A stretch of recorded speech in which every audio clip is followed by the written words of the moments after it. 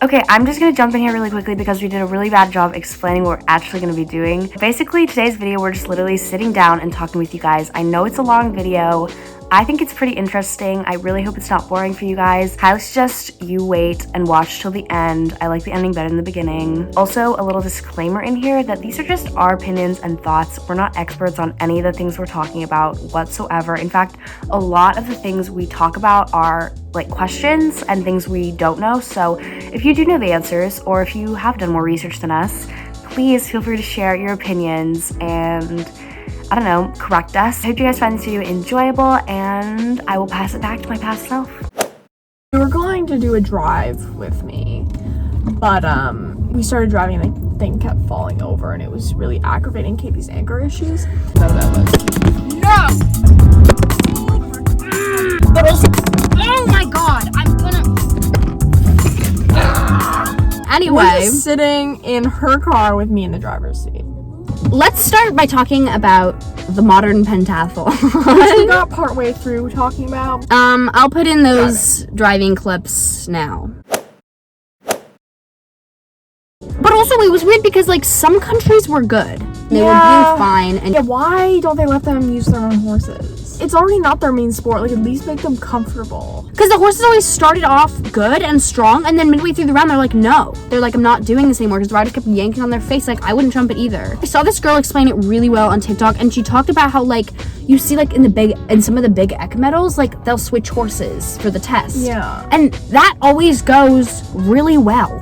They dedicate their whole lives to that. But these Olympic pentathlon athletes probably do ride, but not enough. Yeah, I wouldn't be able to possible. jump a meter 20 course period, let alone on a random horse. Can we talk about the Olympic format? That was bad too. The only thing I know about it is that usually, well, I was confused because there's 4 riders, and there's always been 4 riders, but then Kent wasn't in the team final, and I was very confused. Apparently, like, it used to be that there were the top 4, and then they dropped the lowest score, had that other person to compete. But it's like, now there's such an added pressure of, like, you can't mess this up, and that's why I feel like so many riders, like, ended up, like, pushing their horses way farther than they could have. Yeah, and, like, that would suck.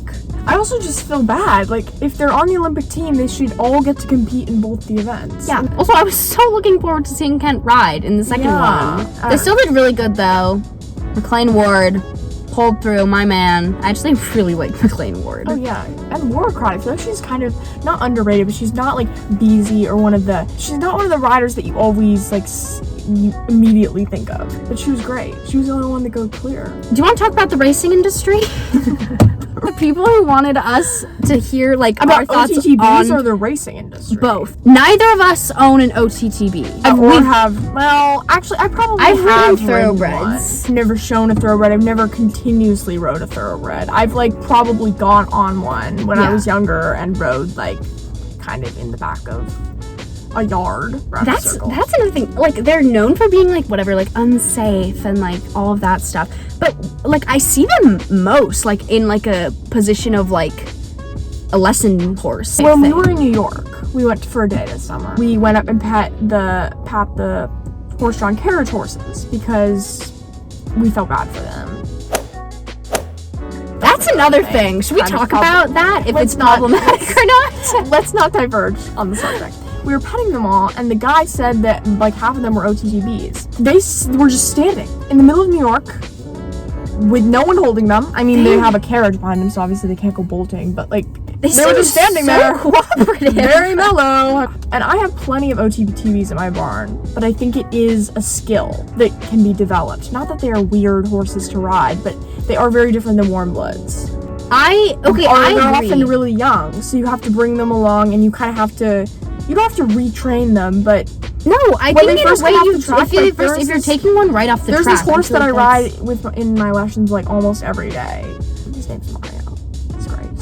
And I've been riding with him since he was, like, 5, and now he's probably 7. But, like, they always have they're really hard going right, because when you're racing, you only go left. Yeah. So there's, like, these certain things that it takes a lot of more effort to retrain. My trainer was talking about today that, you know, she's talking about how the basis of horses and riding is just going forward, and, you know, that's how you get a horse to go straight, and everything is just going forward. That's why OTTBs are actually kind of great, because that's what what they're trying to do. We need to Also, slow like, that down a little bit. but it's not all OTPTBs are really forward though. Like you see a lot of really mellow ones. I think it's really dependable. I guess the stereotype is like bad because it's obviously like grouping all of them together. I think the stereotype is also that they get lame really easily, which there probably are some that get really lame, but warm bloods get very lame very easily too. I want to talk about the racing industry though, because here's the thing. I was very like racing bad. Like no, racing industry is. Well, when I was younger, I loved horse racing. Oh yeah, we both like watched the Kentucky Derby. I was just obsessed with Secretariat. I wanted to be him because I thought it was part horse. But okay, I will say like I was very like no, like it's bad. This person, and they've been like saying like that they're actually really treated nicely, and they get really well taken care of and everything like that. And and this is like being able to like kind of run and do that thing is like what they love to do and stuff. Yeah. And I feel like I just haven't done any research on it, so I don't know, because now it's kind of changing my opinion. I don't think I can get over the age thing. I hate that they're raced so young. And that's why I think people have a lot of stigma against OTTBs. I know some racehorses are totally fine off the track, but if they start them so young, there's going to be some growth issues with their joints. They race them at like so 2. Young. Or if they do really well, like Secretariat did really well, well then he just retired. But he retired at like 4. Might be faster when they're younger. Yeah. Which doesn't make any sense to me logically, because if they're not fully developed, it doesn't. And I feel like you would have thought they'd have to gain like more muscle. Yeah, but like I think that people, now that they've run these fast times, like no one's gonna want to shift to being later. Like you wouldn't see anyone in the Hunter ring jumping a horse that young. We see a 5 or 6 year old and we're like, oh my gosh, it's a baby. It's like wiggling around the jumps. No, like, this is something I need to do more research on. They're treated like kings in the sport, and but not all of them are too. That's why we went to Emerald Downs. That was bad. It was so bad. Kentucky Derby, like a ton of rich people just go and watch and bet on them. I don't know. The fact that they're all just there, they don't even know anything about horses. They're just betting on them, like gambling on them. It's one thing to watch a Grand Prix and be like, whoa. It feels a bit weird. It does. But that's like worshiping the sport, whereas this is just gambling. Should we talk about the wealth in the industry, that whole issue? Yeah. Me and Elise have had many conversations about this, about wanting lives like those big show riders. I guess I'm just a realist, but I'm like, of course it's too expensive, but like, I don't know how to change that. I think that shows should be less expensive and more accessible to people. Isn't there, like USAF is kind of like a monopoly of the show industry. Yeah. And there was that, what is it called, like National Snaffle Bit or something? What? Am I making this up? There's another organization that WEF runs their shows under. Or even like if you look at air vests. But air vests are so expensive that everyone's like, oh my god, like the same price as helmets. $600? Well, price as helmets Sam range.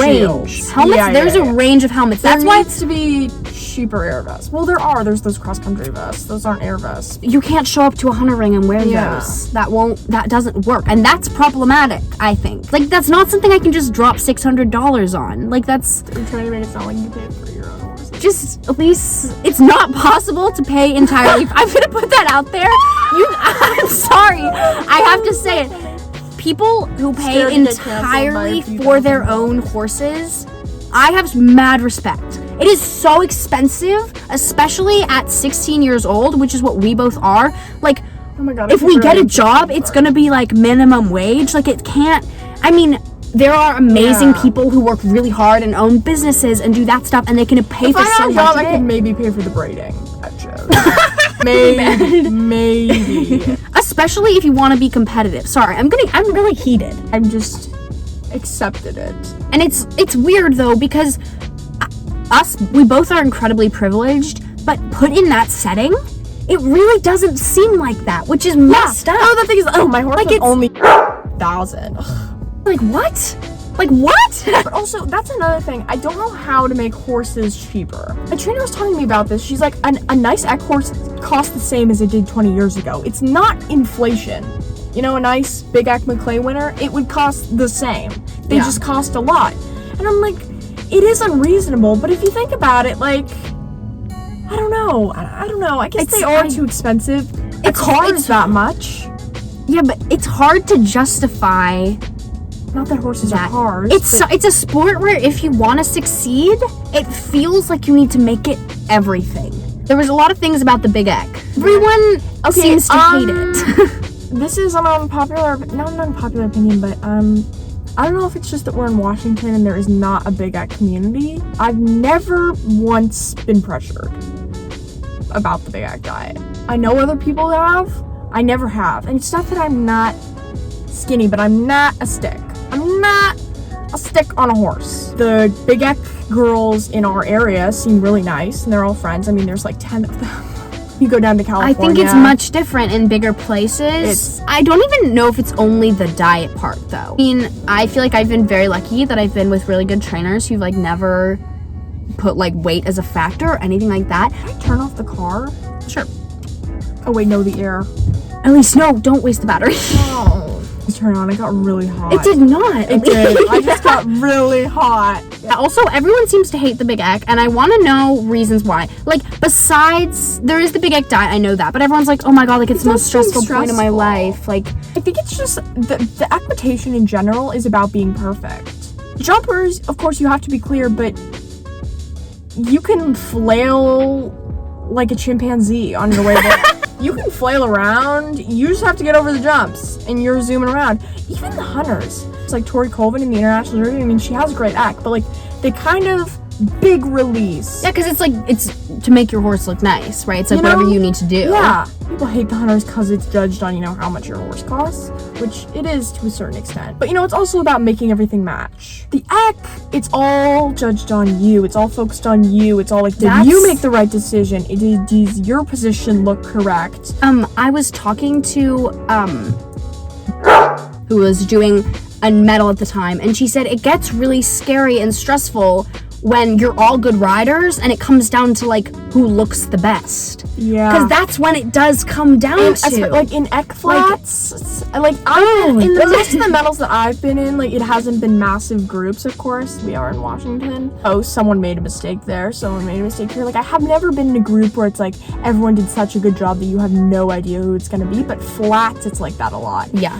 Or even just like it's so satisfying to win an Eck flat for that reason. Or even in the hunters too, some judges love Flora as a hunter. Not love her, but don't hate her, because she moves pretty well for an ex-jumper. She moves really well, Elise. No, not like one of those fancy dance horses, but sometimes she places pretty well. Like she was like third in a pretty big group in Monroe. Then like she got last in Cleellum. Didn't really do anything wrong. It's just like they didn't like. It wasn't only not like she was pretty equal with most of the horses and nothing went wrong. Another thing before we kind of close out recently, let's talk about mares, because I feel like this is just a fun one to end out. A weird amount of people wanted to hear like mares like are always crazy, like that's like a stereotype. I can take this one. Elise has a mare.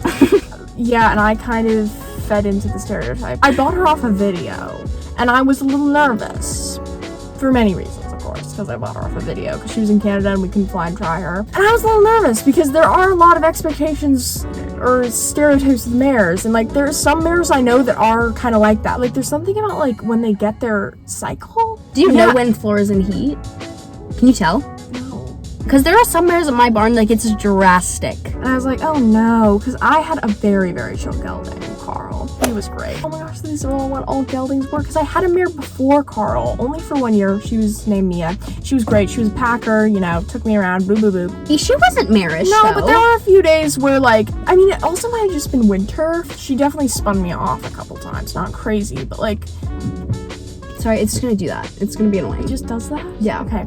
I was just a little nervous, I think. And I think I was using that as a reason to justify my nerves. Oh, she's a mare, but she's great. We called her a gelding-like mare, though. Like, my trainer's like, oh, she's so gelding-like. My trainers always said, some people are mare people. Like, some people can't ride them. Some people just have a difficult time. Like, they'll pick a fight. I don't know if that's the case with all mares. Like, that might just be...